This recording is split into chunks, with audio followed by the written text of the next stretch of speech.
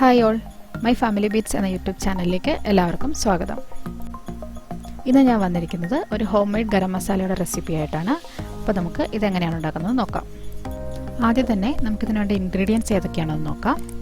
4 table spoon പെരിഞ്ജീരകം, 1 table spoon ചെറിയ ജീരകം, 1 ടേബിൾ സ്പൂൺ സാജീര, 1 ടേബിൾ സ്പൂൺ ഏലക്ക, 1 ടേബിൾ സ്പൂൺ ഗ്രാമ്പൂ, 5 ബേ ലീവ്സ്, 8 ചെറിയ കഷ്ണം കറുവപ്പട്ട, 1 ജാതിപത്രി, 1 ചെറിയ കഷ്ണം ജാതിക്കയുടെ കുരു, 1 തക്കോലം.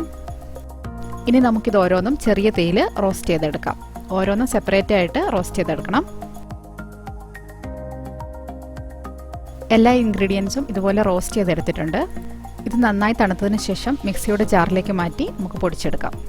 അപ്പോൾ നമ്മുടെ ഹോം മെയ്ഡ് ഗരം മസാല ഇവിടെ റെഡി ആയിട്ടുണ്ട്. എല്ലാവരും ഇതൊന്ന് ഉണ്ടാക്കി നോക്കണം. വീഡിയോ ഇഷ്ടമായിട്ടുണ്ടെങ്കിൽ ലൈക്ക് ചെയ്യാനും ഷെയർ ചെയ്യാനും സബ്സ്ക്രൈബ് ചെയ്യാനും മറക്കരുത്. മറ്റൊരു വീഡിയോയുമായി വീണ്ടും കാണാം. താങ്ക്